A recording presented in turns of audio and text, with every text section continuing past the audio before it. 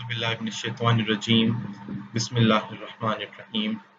Assalamu alaikum class. This is your teacher Umar Tabrez Shami for the BSc course of Automotive Electronics, course code 202.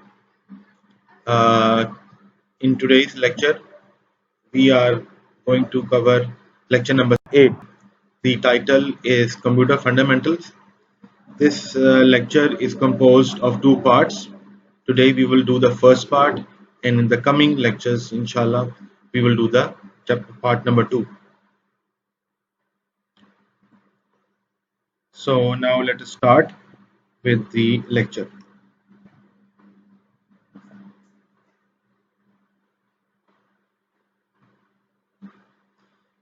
And as usual, we have 3 textbooks.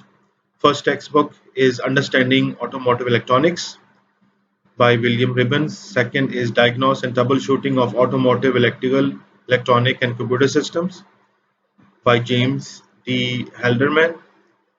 And today's lecture is prepared from book textbook number 2. And our third textbook is Automobile Electrical and Electronic Systems by Tom Denton. Right, let us look at the course outline, the ODL course outline. And today's lecture will be the lecture on serial number 3. Title is Computer Fundamentals, and this is chapter number 13.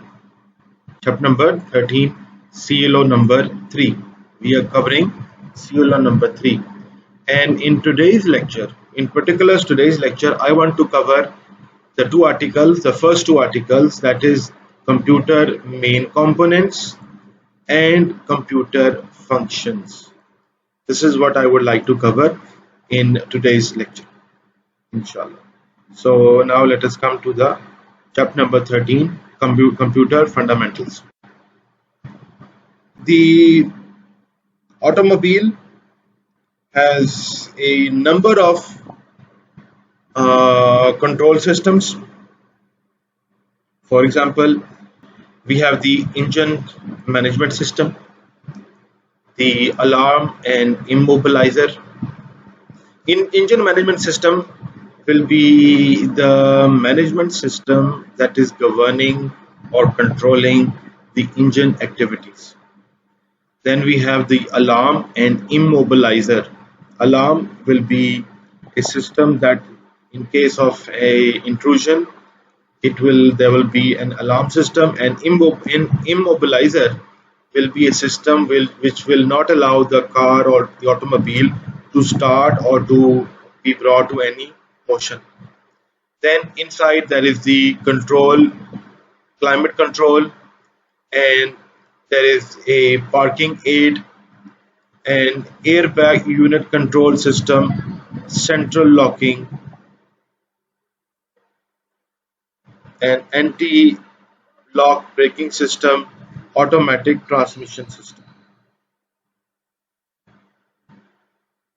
And these control systems, they can be controlled either by some mechanical system or by electronic system. And in case we are controlling these systems using an electronic system, we can have more options. For example, we may have discrete control systems controlling discrete events. For example, we may have a separate control system that will only look over the engine management system. We may have a separate control system which will only manage the alarm and immobilizer system. For example, as we all know that there is the automatic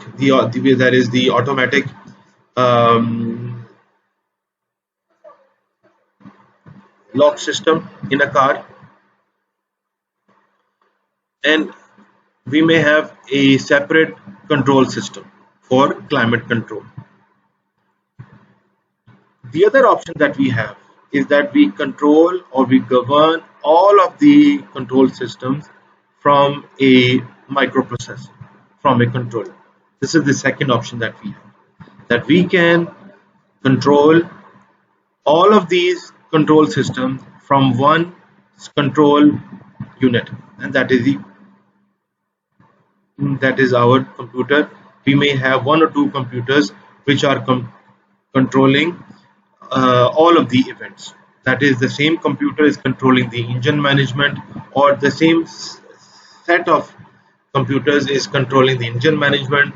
The same unit is controlling the alarm or immobilizer, the climate control, the parking aid, the airbag control unit, the central locking system, the anti-braking locking system, and the automatic transmission system.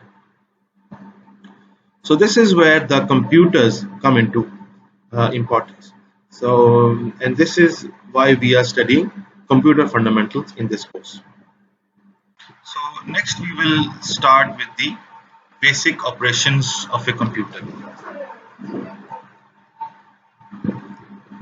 The basic operation of a computer includes getting data from input, then processing the data,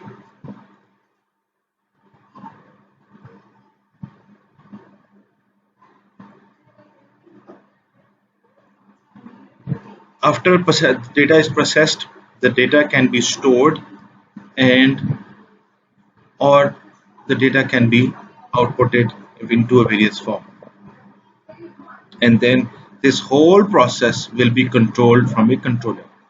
So what is input? Input means that to receive data from various sources. These sources may be keyboard, maybe mouse, or maybe sensors. However, in the case of sensors, we will be using electrical or electronic sensors. What are electrical or electronic sensors? This electrical or electronic sensors are those sensors which convert the real world values into electrical signals. For example, light sensor, for example, pressure sensor, for example, speed sensor. These all sensors, they convert real world values into electrical signals. Now then, what is processing? Third, processing is the place where the computer runs algorithms, or the computer runs the programs. These programs will be written by programmers. And now this processing unit is the place where we run our algorithms. Inside the processing, there will be programs. These programs are the implementation of algorithms. These algorithms, they may have some arithmetic functions, comparison functions, or any functions. Programs can be written in computer languages. For example, C++, for example, Visual Basic, for example, Python or Java, and alike. Or even assembly language is also a programming language.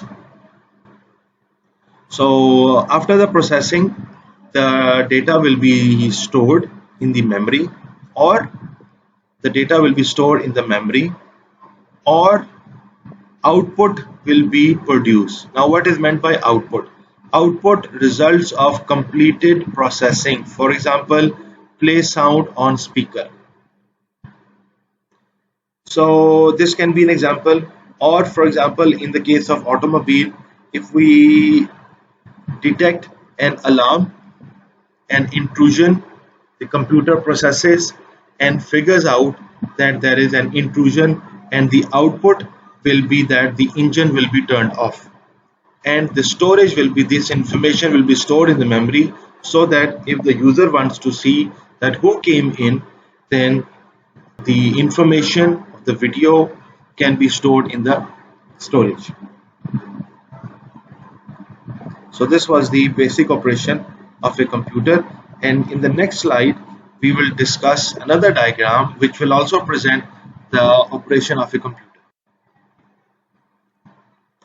So here, this is the second slide for basic operation of a computer, where we have input unit. This is the place where the data is provided to the computer. This is the input unit.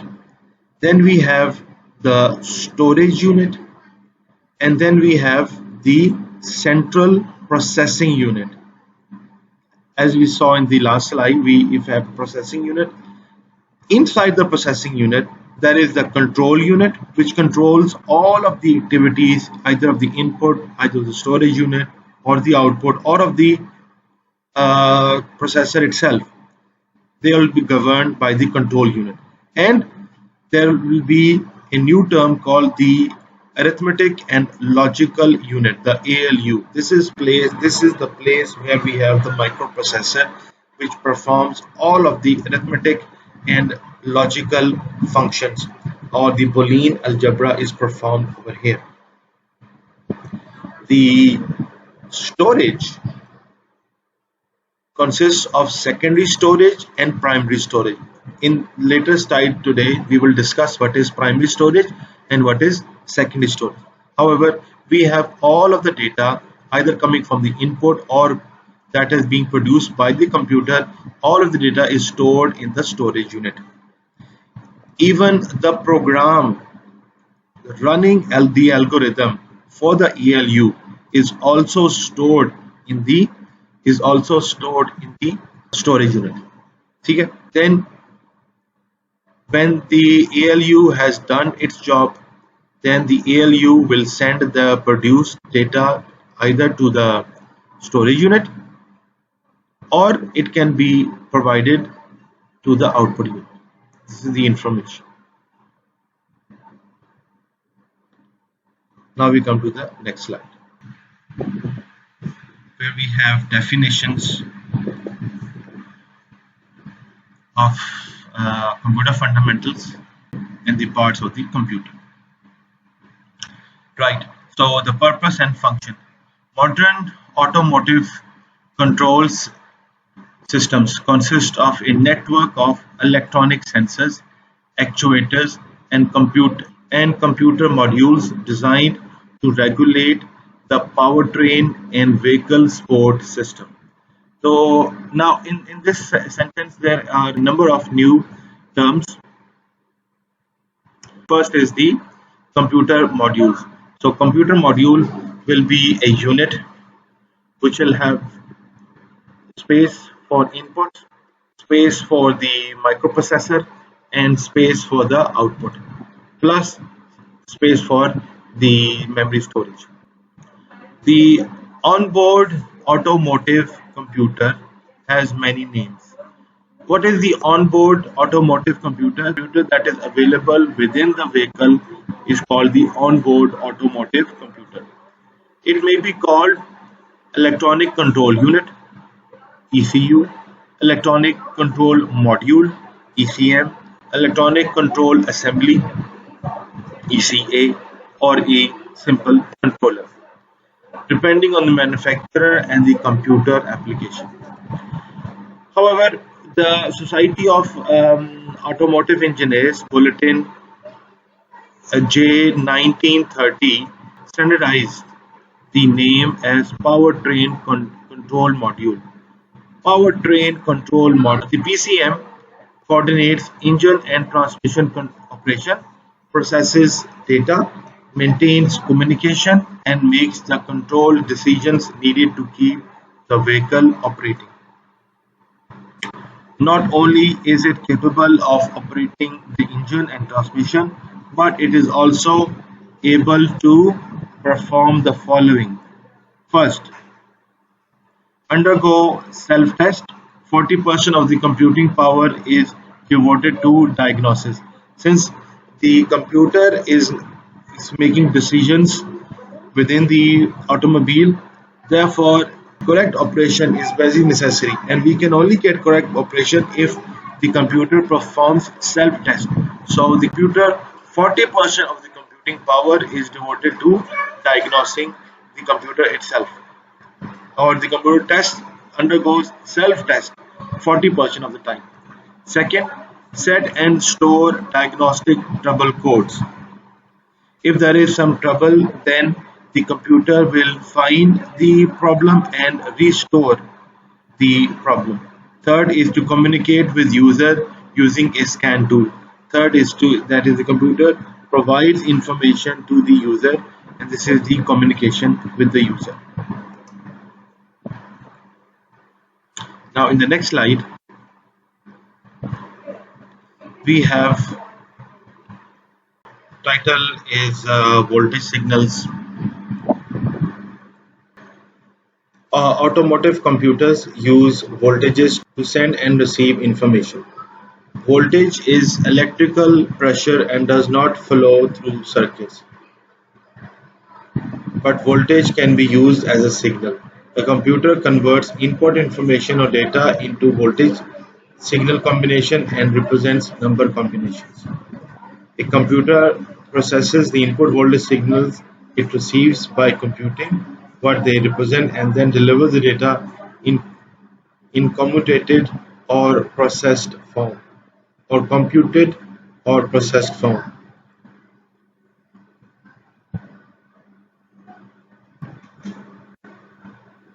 So now we come to the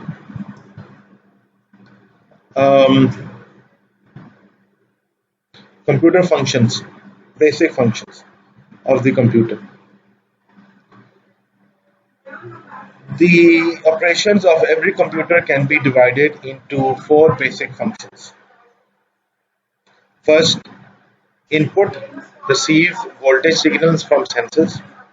Processing performs mathematical calculations. This is a place where the program algorithm will be run by programming. Then storage includes short-term and long-term memory. We will see what is short-term or the primary and secondary memories. And then the output controls an output device by either turning it on or off. So these are the four basic functions. And figure 13.1, this is figure 13.1. It shows the functions. Input from sensors. Input can include electrical sensors or keyboards or mouse. And then we have the processing unit, or which is also called the microprocessor, and then storage, which has the primary and secondary storage. And after the storage is the output for the actuators, where the work will be done.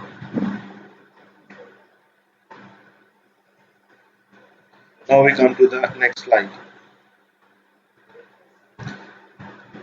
In the next two slides, we will perform a simple comparison between general computers, that is computers found in PCs or laptops, and then computers for automotive applications.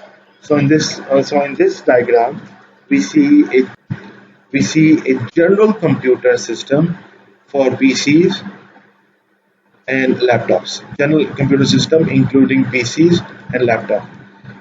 Although the structure will be the same, but there will be minor differences. Again, we have input device. Input device can be keyboard, mouse, other inputs. Other inputs can include data from sensors or data from some communications. Then comes the CPU, the central processing unit, which is the microprocessor, plus there is the memory storage system. Storage system consists of RAM, hard disk, and CD. Or we can also add USBs also over here. Then there is the output device. Output will have monitors, that is the LCD, printers, speakers, or some other actuators that we would like to control. So this was the general computer system, including the PCs and laptops. Now we come to general computers for vehicles. And in this diagram, although the components will be the same, but we will find a few minor changes.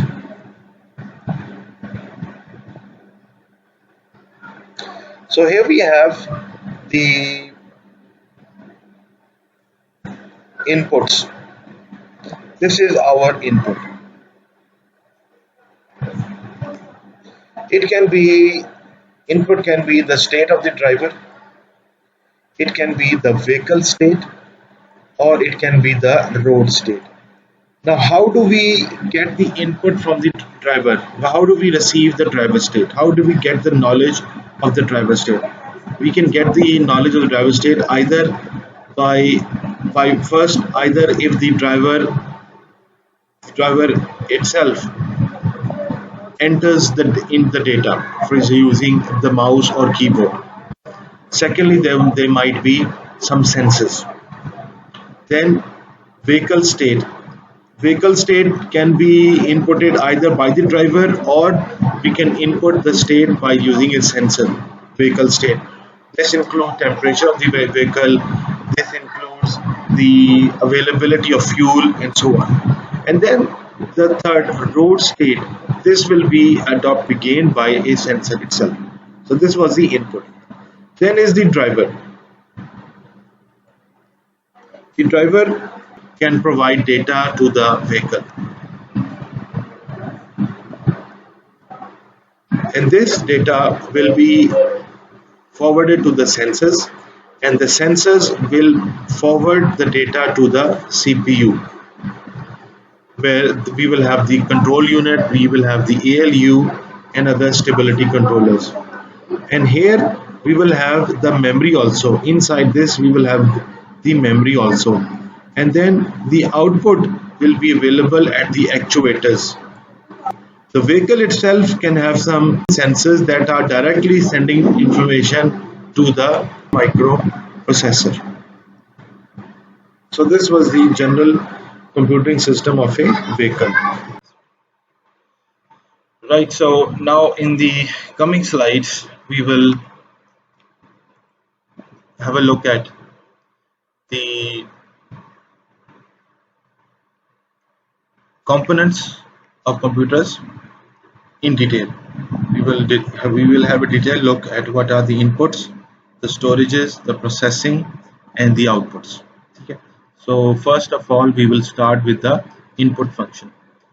So we will look at what is the input function. First, the computer receives a voltage signal from an input device. Input is a signal from a device that can be as simple as a button or a switch on an instrument panel or a sensor on an automotive engine. So here is an example of a sensor. There are many sensors that convert real world values into electrical signals, and out of them this is a very simple potentiometer base sensor, and it will convert this sensor will convert rotation into electrical signals. So what is inside the sensor? It can be seen in the next diagram that there is a variable resistance, and at one side of the variable resistance we have connected the ground, and at the other side we supply the main voltage, and the position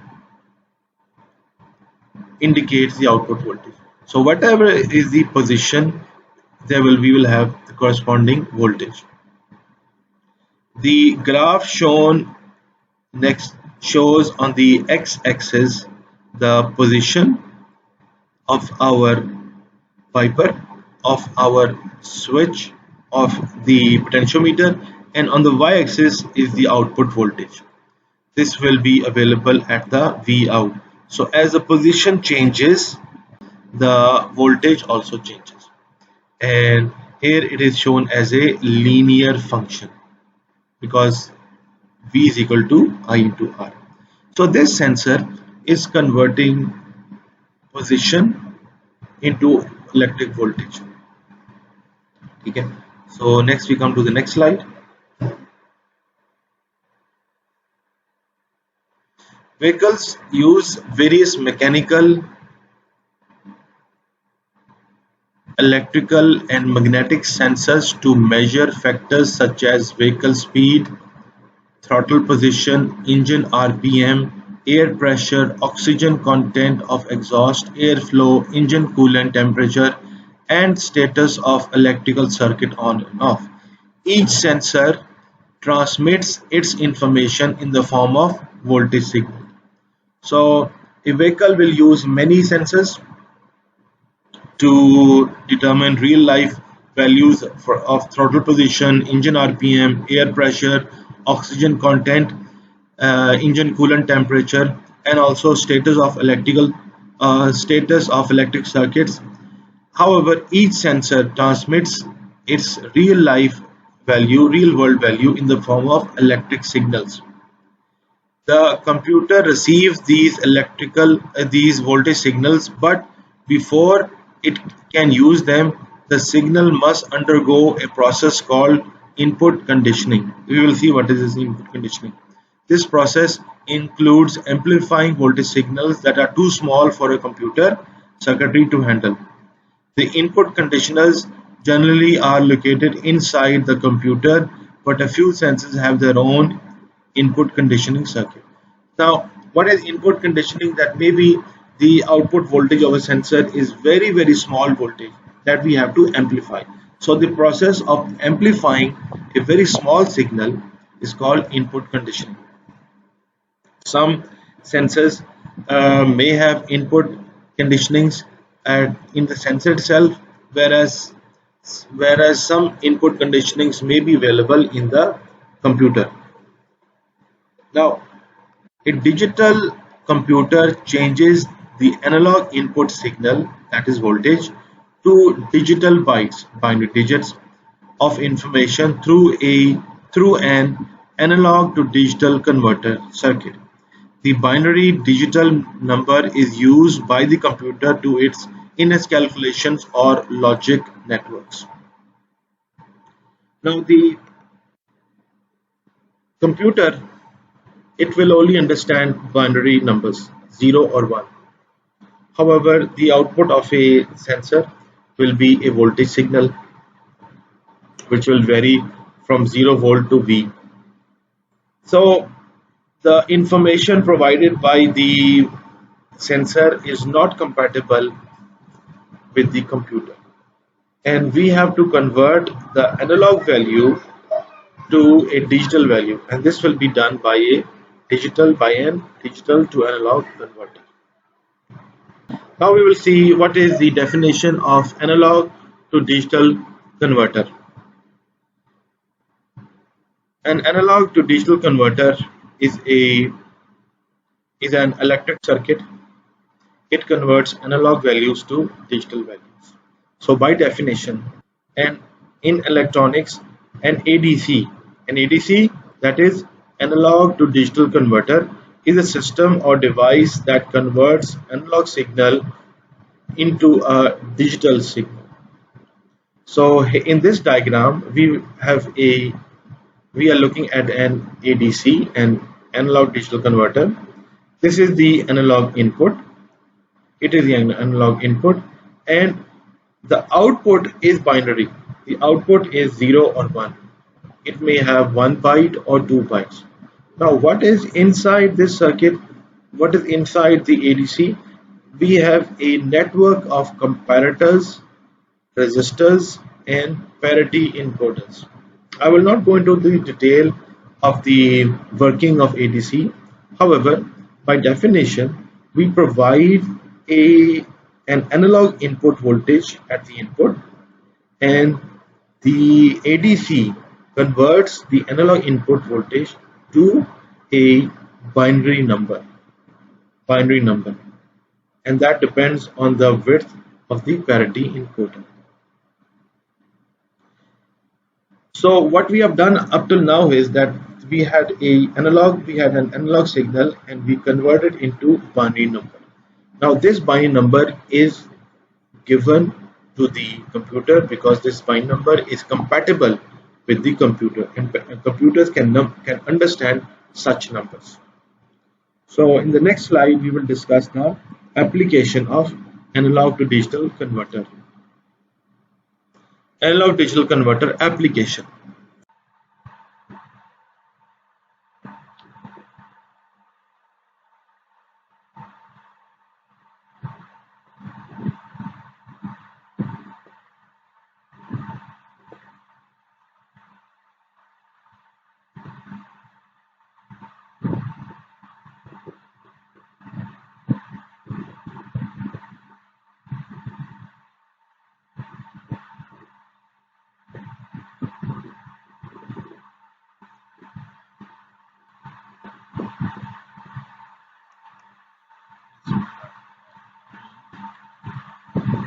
So next is the analog to digital converter. First we have the sensor, then we have the ADC. Input of the sensor is analog. The output of the ADC is digital. This digital signal is then provided to the computer system. Particularly the output of the ADC will be given to the input of the computer system. From here the computer system will receive the input and first store the input from the ADC. After this, the data from the ADC will be given to the ALU. The ALU will run the algorithm, will run the processing, it will run the arithmetical operation or the Boolean operation, and after this it will produce an output. The output either will be stored or so in this diagram, very simple diagram, we have the sensor. We are looking at the sensor. This is the sensor. This is the sensor.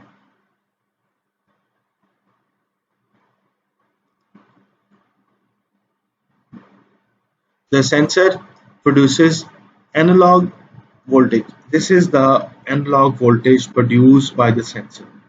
On the x-axis is time, on the y-axis is voltage, and with the passage of time the sensor produces various voltages that correspond to sensor value. This is the continuous value, it is the analog signal.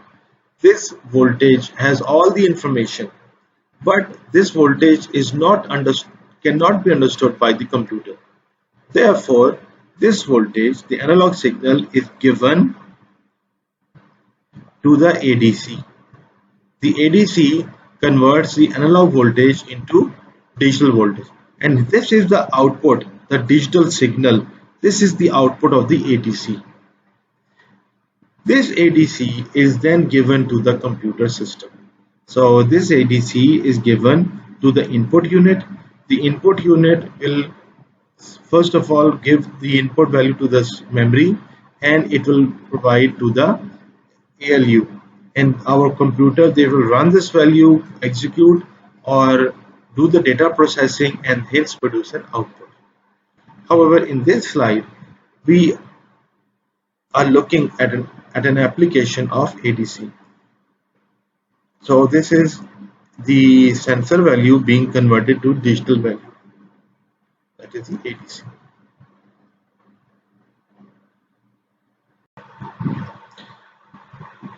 And now we come to the next slide.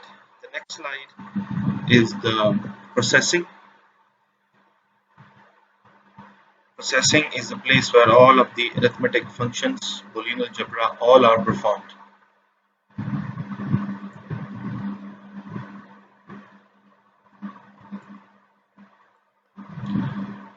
Processing. The term processing is used to describe how input voltage signal received by a computer are handled through a series of electronic logic circuits maintained in its programmed instructions. These logic circuits change the input voltage signals or data input voltage signals or commands. A process is used to perform the following function. First, to perform arithmetic function. Second, to perform Boolean function, for example, AND function or function. Third, to perform comparison function. Fourth, to make a decision during the execution of a program. And fifth, to produce an output either electrical or mechanical. So let us discuss this one by one. That once we get the input from the sensor, this input will be first stored in the memory, and then the same data will be given to the ALU for its arithmetic operation. For example, adding, multiplying, subtracting. At the same time, if we need to perform Boolean functions, AND function, OR functions, NOT functions, the ALU will do this job also. In addition, if there is some comparison to be done, this comparison will also be done by the ALU. Comparison will be done in case if, for example, if we have to check the fuel level. So we have set a predetermined value, and if this value is lesser, and if the data from the fuel sensor is less than a preset value, then this means that the fuel has been consumed. So this will be done by using comparison function. And then to make a decision, the ALU will also make a decision, because our program, it is being executed in the ALU. Therefore, the ALU will also make that decision.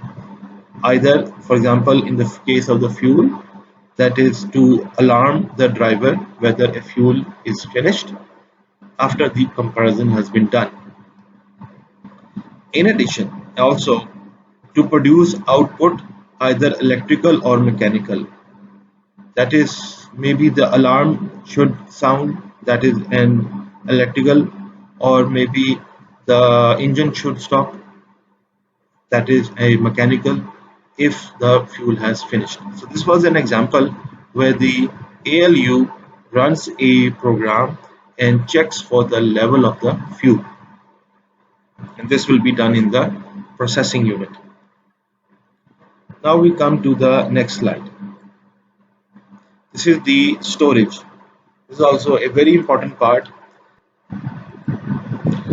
The storage is the place where the program instructions of a computer are stored in electronic memory.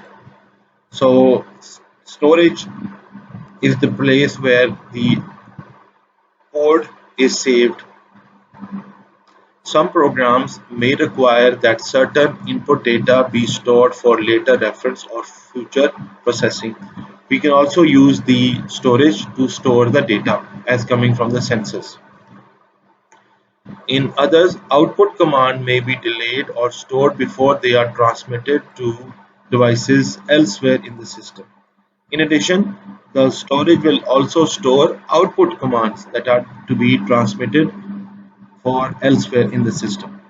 So in this diagram, we see the storage of a computer memory. First, we categorize them into the primary memory and secondary memory. The primary memory consists of two parts. One is the RAM. The primary memory consists of two parts. One is the RAM and second is the ROM. The RAM can be divided into two parts again, the SRAM and the DRAM. SRAM means the static RAM and DRAM means the dynamic RAM. The ROM can be divided into, here it is shown two parts, but we will see that it can be divided into four parts: PROM, EPROM and the double EPROM.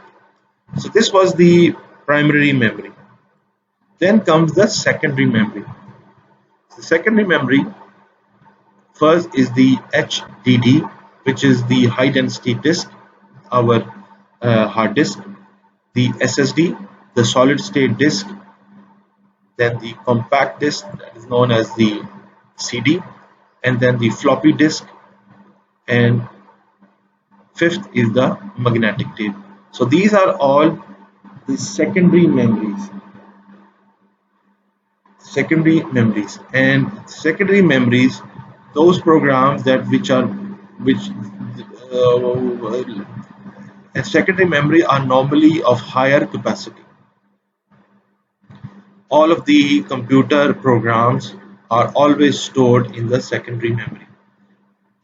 However, while processing, the computer will shift the data from secondary memory to primary memory for live processing. Next, we will do the memory in detail. Primary memory types: RAM and ROM. There are two keys. There are two types of primary memory.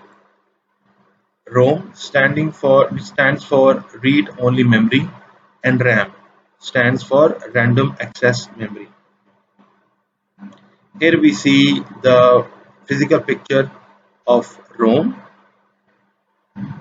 and then of RAM. So they are IC based. ROM and RAM both are IC based. Now, what is the ROM? ROM stands for read-only memory, and the name stems from the fact that while data can be read from this type of computer memory, data cannot normally be written to it.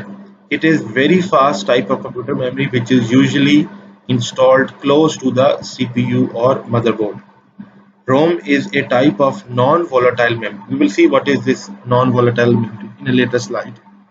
ROM is a type of non-volatile memory, which means that data stored in the ROM persists in the memory even when it receives no power.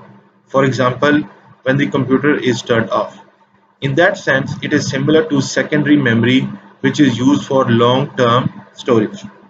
When a computer is turned on, the CPU can begin reading information stored in ROM without need of drivers or other complex software to help it communicate.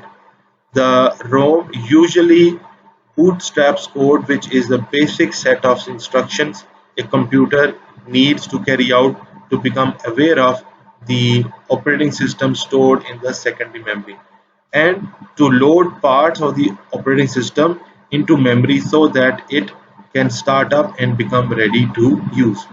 So, what is meant by this paragraph? Here, in this paragraph, the author describes the necessity of ROM. The ROM has initial code to run the computer or to initialize the computer when the computer is turned from off to on. When the computer turns from off to on, the ROM will load the OS or the operating system of the computer. And after the OS has been loaded, only then we can make use of the computer. However, the initial instructions required by the computer to load the OS and initial softwares will always be initiated from the ROM. Hence, the software in the ROM is only written once, that is when the computer is being manufactured, and after that it cannot be rewritten. This is the ROM.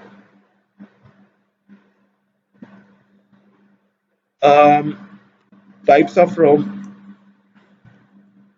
The types of ROM include PROM, which stands for programmable read-only memory, and it is different from the true ROM in that while a ROM is programmed during manufacturing process, a PROM is manufactured in an empty state and programmed later using PROM programmer.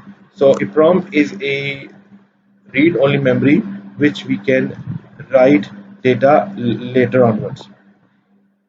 EEPROM stands for Erasable Programmable Read-Only Memory, and it is, as its name suggests, data stored in EEPROM can be erased, and the EEPROM reprogram. So we can reprogram the EEPROM. That is why it is called Erasable Programmable Read-Only Memory.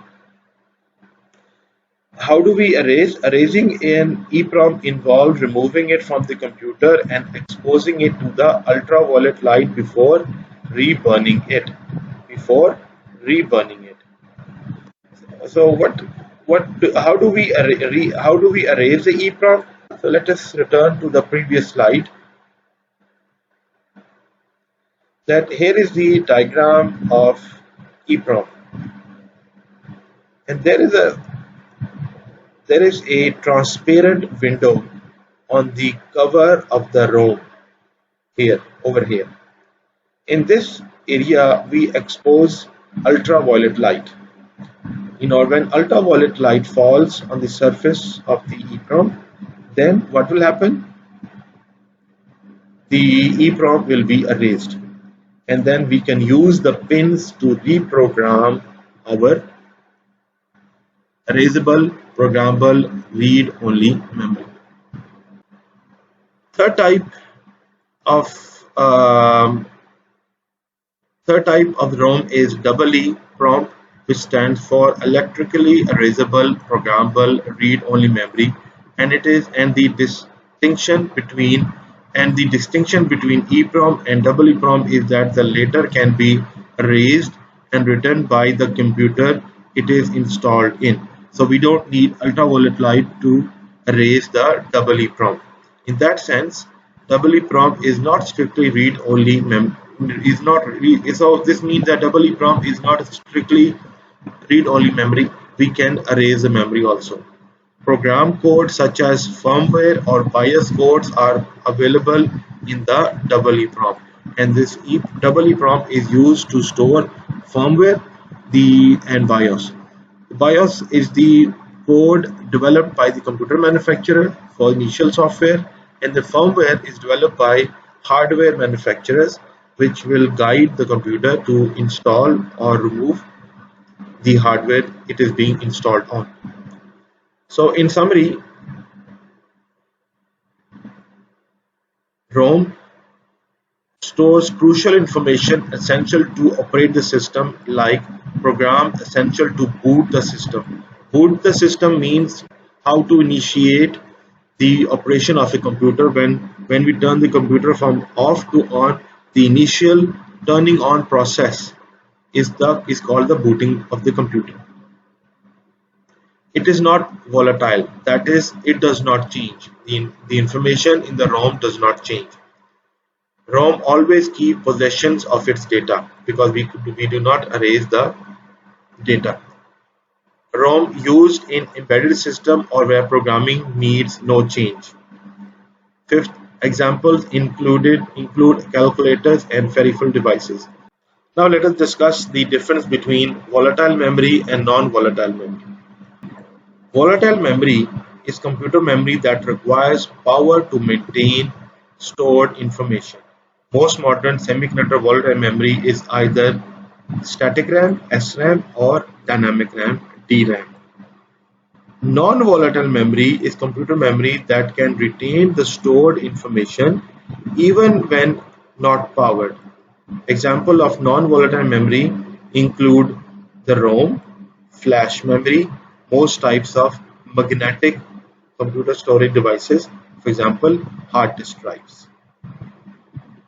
So, volatile memory is a memory whose data will be lost when we switch off the power. Examples include the RAM, specifically the static RAM and the dynamic RAM. Non-volatile memory is a computer memory whose data will not be lost even if we turn off the power. That is, we do not provide electrical power to the computer. Examples include the ROM, the flash memory, and hard disks.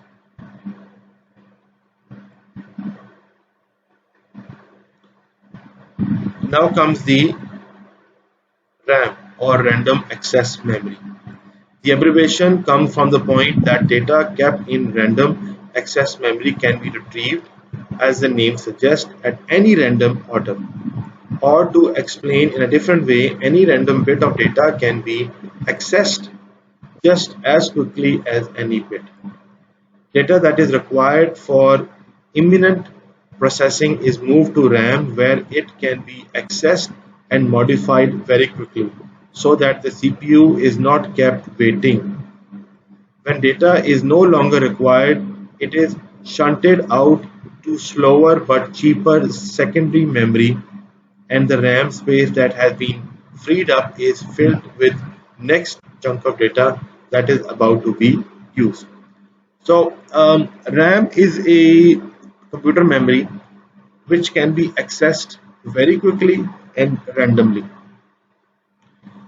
The purpose of using a RAM is the fast processing, or to keep the CPU busy. If we do not use RAM and we use secondary memories are very slow.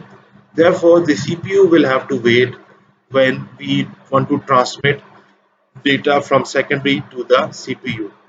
So, in order to save time, we use a RAM, and this RAM picks data from the secondary memory and places it into the CPU places the data into the RAM. The RAM processes the memory, and once the once the function of the memory has been done, we will relocate the memory into the secondary, and we free up RAM space for the new coming processes. So this was the random access memory.